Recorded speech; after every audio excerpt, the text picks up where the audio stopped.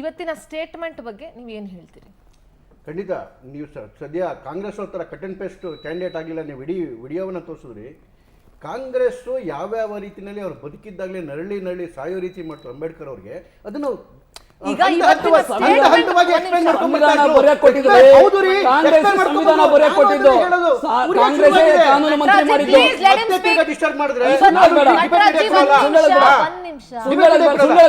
ಮಾಡಿದ್ದು ಕಾಂಗ್ರೆಸ್ ಅವರು ಚರ್ಚೆ ಇವತ್ತಿನ ಸ್ಟೇಟ್ಮೆಂಟ್ ಬಗ್ಗೆ ಅಮಿತ್ ಶಾ ಅವರು ನಾವೇನ್ ಕಟ್ ಅಂಡ್ ಪೇಸ್ಟ್ ಮಾಡೋ ಅವಶ್ಯಕತೆ ನಮ್ಗೆ ದೇವರು ಅನ್ನೋ ಬದಲು ಅಂಬೇಡ್ಕರ್ ಅನ್ನೋ ಬದಲು ಯಾವ ರೀತಿ ಅವ್ರು ಬದುಕಿದ್ದಾಗಲೇ ಅವ್ರನ್ನ ಜೀವಂತ ಶವ ಮಾಡಿದ್ರಿ, ಯಾವಾಗ ನರಳಿ ಸಾವಿರ ರೀತಿ ಕಾಂಗ್ರೆಸ್ ಅವ್ರು ಯಾವ ಮಾಡಿದ್ರು ಅಂತೇಳಿ ಪುಂಖಾನುಪುಂಖವಾಗಿ ಹೇಳ್ಕೊಂಬಂದ್ರು, ಸ್ಟೇಜ್ ಬೈ ಸ್ಟೇಜ್ ಹೇಳ್ಕೊಂಬಂದ್ರು. 2 ಉದಾಹರಣೆ ಅಷ್ಟೇ ಕೊಡ್ತೀನಿ ಇವ್ರೆ. 10 ಅಕ್ಟೋಬರ್ 1951 ಅಂಬೇಡ್ಕರ್ ಅವರು ಸದನದ ಮೆಂಬರ್ ಆಗಿದ್ದು ಮಾತಾಡೋದು ನಿಂತ್ಕೊಂತಾರೆ. ಅವಾಗ ಸಭಾಧ್ಯಕ್ಷ ಹೇಳ್ತಾರೆ, ನೀವು ಮಾತಾಡೋ ಹಾಗಿಲ್ಲ, ನೀವೇನು ಮಾತಾಡ್ತೀರಿ ಅಂತೇಳಿ ಫಸ್ಟ್ ಬರೆದು ನಮಗೆ ಕೊಡಿ, ನಾವು ನೋಡಿದ್ಮೇಲೆ ಸಂಜೆ 6 ಗಂಟೆಗೆ ನಿಮಗೆ ಪರ್ಮಿಷನ್ ಕೊಡ್ತೀವಿ ಅಂತೇಳಿ. ಆಗ ಸದಸ್ಯರು ಕುಂಜೂರು ಮತ್ತು ಕಾಮತ್ ಅವರು ಕೇಳ್ತಾರೆ, ಯಾಕೆ ಇವ್ರು ಮಾತಾಡೋದು ತನಿಖೆ ಆಗ್ಬೇಕಂತ. ಹೌದು, ಪ್ರೈಮ್ ಮಿನಿಸ್ಟರ್ ಹೇಳಿದ್ದಾರೆ ಇವ್ರು ಏನು ಮಾತಾಡ್ತಾರೆ ಅಂದರೆ ಅದು ಅಪ್ರಾಸಂಗಿಕ ಮತ್ತು ಬದನಾಮಿ ಮಾಡ್ತಕ್ಕಂಥ ಮಾತಾಡ್ತಾರೆ ಅಂತ ಹೇಳಿದ್ರು. ಆವತ್ತಿನೇ ಅಂಬೇಡ್ಕರ್ ಅವರು ಅಲ್ಲಿಂದ ಆಚೆ ಕಡೆ ಬಂದ್ಬಿಟ್ರು. ಈ ತಾನಾಶಾಹಿಗಳ ಕೆಳಗಡೆಗೆ ನಾನು ಕೆಲಸ ಮಾಡ್ತೀನಿ ಅಂತ. ಅದಾದಮೇಲೆ 17 ಜೂನ್ 1952 ನೆಹರು ಅವರು ಎಡ್ವಿನ್ ಅವರಿಗೆ ಪತ್ರ ಬರೀತಾರೆ. ಆವಾಗ ಕಾಂಗ್ರೆಸ್ ಅಂಬೇಡ್ಕರ್ ಸೋಲ್ಸ್ಬಿಟ್ಟಿರುತ್ತೆ ಬಾಂಬೆ ಎಲೆಕ್ಷನ್ ಅಲ್ಲಿ. ಪತ್ರ ಬರೀತಾರೆ ಏನಂತ, on the other hand in Bombay city and Bombay province we have achieved a greater than expected. Ambedkar has been dropped out. The socialists combined with Ambedkar's party and thereby lost their repute. But Ambedkar has combined with the Hindu communalists. ಅಂದ್ರೆ ಅಂಬೇಡ್ಕರ್ ಅವರು ಹಿಂದೂಗಳ ಜೊತೆ ನಿಂತಿದ್ದಾರೆ, ಹಾಗಾಗಿ ಇವ್ರನ್ನ souls ಹಾಕಿದೀವಿ. Edwin ಮೌಂಟ್ಬೇಟನ್ಗೆ ಯಾರು ಗೊತ್ತಾ, ನಾನು ಸೋಲ್ಸ್ ಕೂಡ ಹೇಳ್ತೀನಿ. Jawaharlal Nehru series 2 volume 70 page number 35. ಅದಾದ್ಮೇಲೆ 1952 ಆದ್ಮೇಲೆ ಅಮಿತ್ ಶಾ ರಾಜೀನಾಮೆ ಪಾರ್ಲಿಮೆಂಟ್ ಅಲ್ಲಿ ಮಾತಾಡೋದು ಅಮಿತ್ ಶಾ ಅವರು. ರಾಜೀನಾಮೆ ಕೊಡ್ತಾರ ಅಂತ ಹೇಳಿ, ರಾಜೀನಾಮೆ ಕೊಡ್ತಾರ ಅಂತ ಹೇಳಿ, ರಾಜೀನಾಮೆ ಕೊಡ್ತಾರ ಹೇಳ್ರಿ ನೀವು. It's my time. Your time. It's my time. Your time. It's my time. Condemn ಮಾಡಿ ತಾಕತ್ತಿದ್ರೆ, 1952 ಕಂಡಮ್ ಮಾಡಿ ತಾಕತ್ತಿದ್ರೆ ಯಾರ ಕೈಯಿಂದ ಅವರ ಅಮಿತ್ ಶಾ ಅವರನ್ನ ಕಂಡಮ್ ಮಾಡಕ್ಕೆ ತಾಕತ್ತಿದ್ರೆ. ಅದಾದ್ಮೇಲೆ ಅಲ್ಲ, ನೆಹರು ಅವರು ಅಲ್ಲ ಅವ್ರಿಗೆ ಸಂವಿಧಾನ ಬರೆಯ ಕೊಟ್ಟರು, ನೆಹರು ಅವರು ಅವ್ರನ್ನ ಮಂತ್ರಿ ಮಾಡಿದ್ರು. ಅದು ಕೊಟ್ಟ ಗೌರವ ಅದು. ಅವ್ರಿಗೆ ಪಡ್ಕೊಂತಾರೆ ನೀವು. ಅವ್ರಿಗೆ it is your time but don't give such words. 1 minute. ಆಯ್ತಪ್ಪ, ಕಾಂಗ್ರೆಸ್ ಸರಿ ಇಲ್ಲ, ನೀವು ಸರಿ ಇದ್ದೀರಲ್ಲ, ನೀವ್ ಯಾಕಂತ ಪರಿನಿರ್ಮಾಣ ಮಾಡಿ ಅಂಬೇಡ್ಕರ್ ಹುಟ್ಟಿದ ಸ್ಥಳವನ್ನು ಸ್ಮಾರಕ ಮಾಡಿದ್ದಾವೆ, ಬೆಳೆದಿದ್ದ ಸ್ಮಾರಕ ಮಾಡಿದ್ದಾವೆ, ಲಂಡನ್ ನಲ್ಲಿ ಕಟ್ಟಡವನ್ನು ಸ್ಮಾರಕ ಮಾಡಿದ್ದಾವೆ, ಅವ್ರು ತೀರ್ಕೊಂಡ ಜಾಗವನ್ನು ಸ್ಮಾರಕ ಮಾಡಿದ್ದಾವೆ. ಅಂಬೇಡ್ಕರ್ ಅವ್ರಿಗೆ ಭಾರತ ರತ್ನ ಕೊಟ್ಟಿದ್ದು ಅಷ್ಟೇ, ನಮ್ಮದೇ ವಾಜಪೇಯಿ ಸರ್ಕಾರ. ಅದಕ್ಕೆ ಇವತ್ತು ಇಡೀ ದೇಶ ದಲಿತರು ನಮ್ಮ ಜೊತೆ ಇರ್ತಕ್ಕಂಥದ್ದು. ಯಾಕೆ ಇವತ್ತು ಯುಪಿನಲ್ಲಿ, ಮಧ್ಯಪ್ರದೇಶ,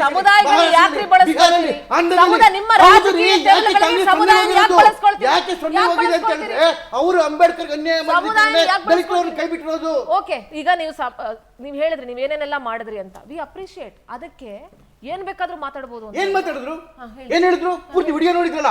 ಕಾಂಗ್ರೆಸ್ ಯಾವ ರೀತಿ ಬದುಕಿದ್ದಾಗಲೇ ಅವರ ಶವವನ್ನ ಮಾಡ್ತು ಅಂತ ಹೇಳಿ ಕ್ರೊನಾಲಜಿಕಲ್ ಆಗಿ ಏನೇನು ಮಾಡ್ತು ಅಂತ ಹೇಳಿ ಹೇಳ್ಕೊಂಡ್ಬಂದು. ಅದ್ರೇನ್ ತಪ್ಪಿದೆ ಇದ್ರೊಳಗಡೆಗೆ?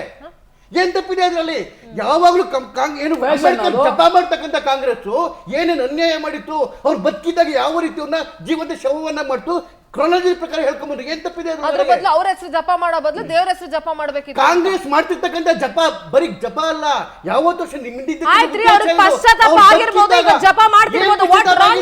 ಪಶ್ಚಾತ್ತಾಪ ಆಗಿದ್ರೆ ಅಮಿತ್ ಶಾ ರಾಜೀನಾಮೆ ಕೊಡಕ್ಕೆ ಹೇಳಿ, ಅಮಿತ್ ಶಾ ರಾಜೀನಾಮೆ ಕೊಡಕ್ಕೆ ಹೇಳಿ. ಭಾರತ ರತ್ನ ಯಾಕಂದ್ರೆ ಯಾವಾಗ ಅಂಬೇಡ್ಕರ್ ಧರ್ಮ ತಗೊಂಡ್ರು ಹಿಂದೂ ಮಹಾಸಭಾ ಅವ್ರನ್ನ ಟೀಕೆ ಮಾಡ್ತು, RSS ಅವ್ರನ್ನ ಟೀಕೆ ಮಾಡ್ತು. ಇವತ್ತು ಬಿಜೆಪಿ ಅವ್ರನ್ನ ಟೀಕೆ ಮಾಡ್ತಾ ಇದೆ, ಬಿಜೆಪಿ ಅವ್ರನ್ನ ಟೀಕೆ ಮಾಡ್ತಾ ಇದೆ, ಅವ್ರನ್ನ ಅವಮಾನ ಮಾಡ್ತಾ ಇದೆ. ಬಿಜೆಪಿ ನೇರವಾಗಿ ಸಂಸತ್ತಲ್ಲಿ ನಿಂತು ಗೃಹ ಮಂತ್ರಿಗಳು ಅಂಬೇಡ್ಕರ್ ಅವರಿಗೆ ಅವಮಾನ ಮಾಡಿದ್ಮೇಲೆ ಬೇಡ, ಜನ ತೀರ್ಮಾನ ಮಾಡ್ತಾರೆ, ತೀರ್ಮಾನ ಮಾಡ್ತಾರೆ.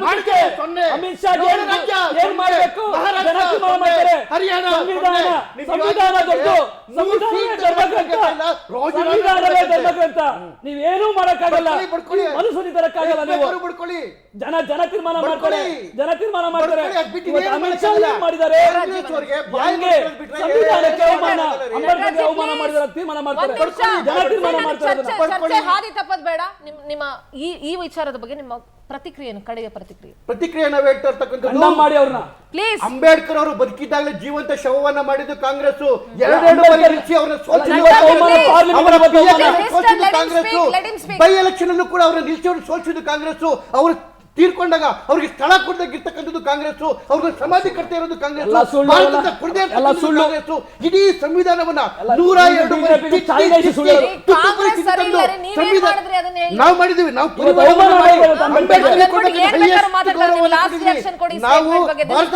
ಕೊಟ್ವಿ. ಅವರು ಹುಟ್ಟಿದ ಸ್ಥಳದಿಂದ ಹಿಡ್ಕೊಂಡು ಅವರು ತೀರ್ಕೊಂಡ ಸ್ಥಳದವರೆಗೂ ಎಲ್ಲಾ ಸ್ಥಳಗಳನ್ನ ಸ್ಮಾರಕಗಳನ್ನಾಗಿ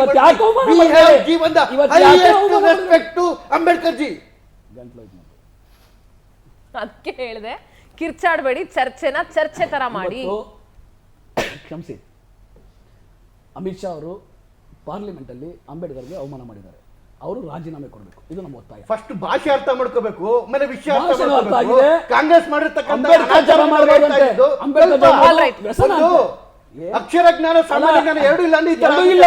ಅಮಿತ್ ಶಾ ಎರಡೂ ಇಲ್ಲ, ಗೊತ್ತು ನಮ್ಗೆ. ಗೊತ್ತಾಗ್ತದೆ ಪಪ್ಪುದೇನು ಅಂತ ರಾಜೀನಾಮೆ ಕೊಡ್ಲಿ. ಅಲ್ಲ, ಪಪ್ಪುದೇನು ರಾಜೀನಾಮೆ ಕೊಡ್ಲಿ, ಅಮಿತ್ ಶಾ ರಾಜೀನಾಮೆ ಕೊಡ್ಲಿ. ಮನೆಯಲ್ಲೇ ಬರ್ತಿಲ್ಲ ರೀ, ಜನ ತೀರ್ಮಾನ ಮಾಡ್ತಾರೆ.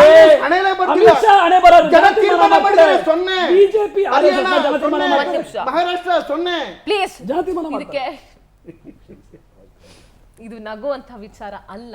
ಒಂದು ಹೇಳ್ತೀನಿ, ನನಗೆ ಏನಕ್ಕೆ ನಗು ಬರ್ತಾ ಇದೆ ಅಂತಂದ್ರೆ, ಈ ರಾಜಕೀಯ ಪಕ್ಷಗಳು ಅವರವರ ಪಕ್ಷಗಳನ್ನ ಸಮರ್ಥಿಸಿಕೊಳ್ಳುವಂತ ಭರದಲ್ಲಿ ಜನರ ಅಥವಾ ದೇಶವಾಸಿಗಳ ಭಾವನೆಯನ್ನು ಲೆಕ್ಕಿಸದೆ ಅಂಬೇಡ್ಕರ್ ಅನ್ನುವಂತಹ, ಬಾಬಾ ಸಾಹೇಬ್ ಅಂಬೇಡ್ಕರ್ ಅನ್ನುವಂಥ ಒಬ್ಬ ಮಹಾನ್ ನಾಯಕನ ಬಗ್ಗೆ ಈ ರೀತಿಯಾಗಿ ಇವತ್ತು ಎಲ್ಲವನ್ನ ಮಾಡಿ ಈ ದೇಶಕ್ಕೆ ಎಷ್ಟೋ ಕೊಡುಗೆಯನ್ನ ಕೊಟ್ಟೋಗಿ ಅವರು ಏನೆಲ್ಲ ಮಾಡಿ, ಅಷ್ಟೆಲ್ಲ ಮಾಡಿರೋರು ಕೂಡ ನಾವು ಇಷ್ಟೆಲ್ಲ ಮಾಡಿದೀವಿ ಅಂತ ಹೇಳ್ಕೊಂಡಿಲ್ಲ. ಆದ್ರೆ ಈಗಿನ ರಾಜಕೀಯ ಪರಿಸ್ಥಿತಿಯಲ್ಲಿ ರಾಜಕಾರಣಿಗಳು ನಾವು ಇದನ್ನ ಮಾಡಿದೀವಿ, ಅದನ್ನ ಮಾಡಿದೀವಿ, ಅವ್ರಿಗೆ ಅದನ್ನ ಕಟ್ಟಿದ್ವಿ, ಇವ್ರು ಇದನ್ನ ಕಟ್ಟಿದ್ವಿ, ಈ ಪೊಸಿಷನ್ ಆ ಪೊಸಿಷನ್ ಬಂದಿರೋದು ಎಲ್ಲಿಂದ ರೀ?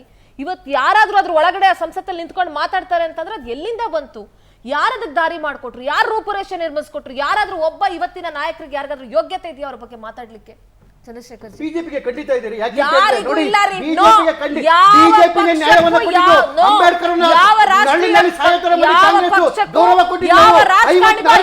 ಇಲ್ಲ. 54 ಚುನಾವಣೆಯಲ್ಲಿ ಇವರು ಅಗೇನ್ಸ್ಟ್ ನಿಲ್ಲಿಸಿದಾಗ ಅವರ ಪೊಲಿಟಿಕಲ್ ಸೆಕ್ರೆಟರಿ ಆಗಿದ್ದು, ಎಲೆಕ್ಷನ್ ಸೆಕ್ರೆಟರಿ ಆಗಿದ್ದು ದತ್ತೋಪಾಧ್ಯಾಯ ತಂಗಡಿ ಅವರು, ಇದೇ ಜನಸಂಘದ ವ್ಯಕ್ತಿ, RSS ನ ವ್ಯಕ್ತಿ, ಅವರು ಇವರಿಗೆ ಎಲೆಕ್ಷನ್ ಏಜೆಂಟ್ ಆಗಿದ್ರು.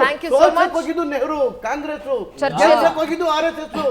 ಗೊತ್ತಾಗ್ತಾ ಇದೆ ಯೋಗ್ಯತೆ ಏನು ಅಂತ ಹೇಳಿ. ಚರ್ಚೆಯಲ್ಲಿ ಭಾಗಿಯಾಗಿದ್ದಕ್ಕೆ ಇಬ್ರಿಗೂ ಕೂಡ ಧನ್ಯವಾದಗಳು. ನಿಮ್ಮ ಪಕ್ಷಗಳನ್ನ ಸಮರ್ಥಿಸಿಕೊಳ್ಳುವಂತ ಕೆಲಸವನ್ನ ಬಹಳ ಅಚ್ಚುಕಟ್ಟಾಗಿ ಮಾಡಿದಿರಿ. Thank you so much.